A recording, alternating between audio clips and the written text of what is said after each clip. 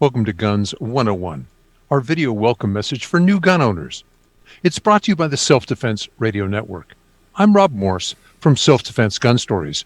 My partners tonight are Amanda Sefacul from Eye on the Target Radio, and the guy behind the curtain, he's doing the heavy tech lifting, that's Paul Lathrop from the Polite Society podcast. We're very lucky tonight.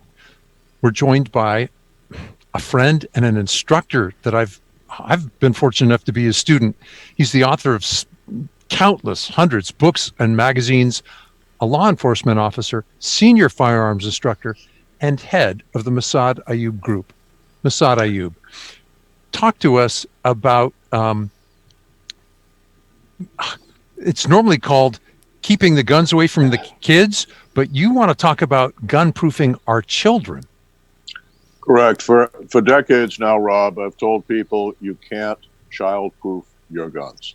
None of us is going to be the first generation of parents to outsmart our children. Ask ourselves one litmus test question. Was there anything when you were a little kid that your parents were able to successfully hide from you? No. So essentially, when the kids are below an age of responsibility, obviously you're going to have to keep the guns where they simply can't be accessed. At the same time, as time goes on, particularly if you bought the gun for personal defense and family defense, it's got to be where you can access it at a reasonable speed. Mm-hmm. So I call it gun-proof your children. You can't hide from them the fact that there is a lethal weapon in the home. You have to essentially adapt family values. Now, little kids grow up in a world where a huge number of the TV shows and movies have people waving guns around. Take a look at any list of movie posters on Netflix or something like that.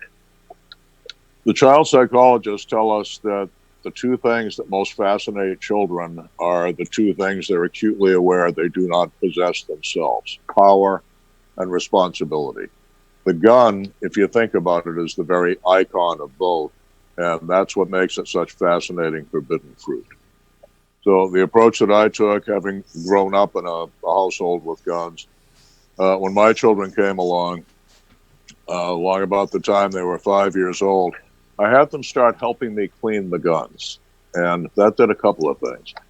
First, it demystified the object. Second, it deglamorized the object. Ooh, yuck, grease all over my hands. Ew. And the third reason for it was you can decide we're going to be a gun-free household and nobody with a gun's going to be allowed in our house. And, that's your decision. But your child is going to be at other children's homes, at relatives' homes, many of whom, when you ask them, are you a gun-free household? Because if you're not, my kid's going to play there, not going to play there. They're going to tell you, oh, sure, we're gun-free. And the next thing you know, your kid's playmate has taken daddy's service revolver out of the night table and things are going downhill. I wanted my kids to know how to defang the snake, how to open the cylinder of a revolver and get the cartridges out, how to get the magazine out of a semi-automatic pistol, and if they weren't strong enough to retract the slide, how to at least put it on safe, or how to take the edge of the rear sight of the pistol, put it against a hard object with the muzzle away from them and push so it would clear the chamber. I started both the kids shooting at live fire at the age of 6. A lot of folks have had good luck starting their kids with air guns. I started mine with 22s. I started them on handguns. The youngest started with handguns at 6, the eldest at 7. Both of them firing center fire guns at 8. By the time they were 10, each of them owned their own 22s and center fire handguns. And by the time they were 11, both of them had shot fully automatic weapons.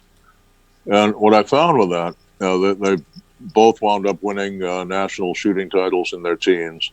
And both went on to become wonderful mothers, wonderful wives, and wonderful citizens of their community involved in community activities. And I think what I got from that is the gun could be a tool of parenting. It showed us, kid, here's the deal. It's a slice of life. It's a microcosm of life. If you live up to the responsibilities you have been given, you will be given more power and privilege. With that greater power and privilege will come more responsibility. And I explain to them it's a balance. Okay, you've all seen Spider-Man, right? And Spider-Man's Uncle Ben said, "My boy, with great power comes great responsibility." And I explained to them, Uncle Ben only had half of the equation. Power and responsibility have to be in a dead equal balance. Because if one overbalances the other, power without responsibility is the very definition of tyranny. But responsibility without the power to fulfill that responsibility is the definition of futility. And I found with my kids, teaching them the gun was like when I gave them their own bank accounts and checkbooks, when I taught them to drive at the age of 10. If you give them the responsibility and you reward them for the responsibility, they live up to it. Now, again, whatever you've chosen for your household, you've got to remember your child will be in other households. The converse is true. You've raised your kids to be safe around guns. The new playmate that comes in from a gun-free household, but he's been watching them on TV forever, says, "You've got real guns in your house?" And we remember what peer pressure was like when we were children, Rob. When somebody you want to be your friend says, "Let me play with that or I won't be your friend," they're putting a lot of pressure on the kid. As parents, our advantage is our kids ain't been parents yet, but we've been kids. And we've seen both sides of it. So what I told my kids, anybody pulls that crap on you, you tell them, "Play with my father's guns. That is for babies. Talk to your parents, and if they give you permission, my parents will take us to the range and we'll shoot them for real." And that's the kind of prestige that your kid can conjure with. Let them trump the other kid, and it takes away that need, that dichotomy between, "Oh my God, Dad told me not to do this, but I want this person to be my friend." Well, that makes so much sense, because as your kids get into situations, you want them to be able to get out of them, and you've given them several different tools to get out of those situations. I have to say that I was one of those people that was in a situation where someone else had a gun and I had the knowledge, and so I took their gun, deactivated their gun, put their bullets in my pocket, gave them back their gun, and continued on. And there was no one else in my college dorm that had that ability. Good for you. So I actually think that when that guy went back to wherever he was going, he's like, "Where'd my bullets go?" But it was that kind. Those are really great experiences to teach your kids, is the responsibility that as you earn each stop, we'll take it a little further. As you learn how to clean it, then we'll go to the range. As you go to the range, then we'll learn the next step. And it allows them to help you step that forward and give them that ability so that your kids are safe around guns, because that's what our goal is we want our kids to be involved in the things that we like. We want them to be involved in the safety and security of the home, and we want them to be the most safe and the most secure. And I think you've given us the tools to be able to do that. Is there any other thing we want to say in this segment as we wrap this one up? Well, it's kind of controversial, particularly among gun folks who are, who've been put upon for so many generations now. We want to take away this, we want to take away that. What worked for me was not allowing my children to have toy guns in the house. Particularly by the time, when my oldest was born in 1977, my youngest in 1985. 1977, it was pretty easy to show a kid how to differentiate a real gun from a toy plastic gun.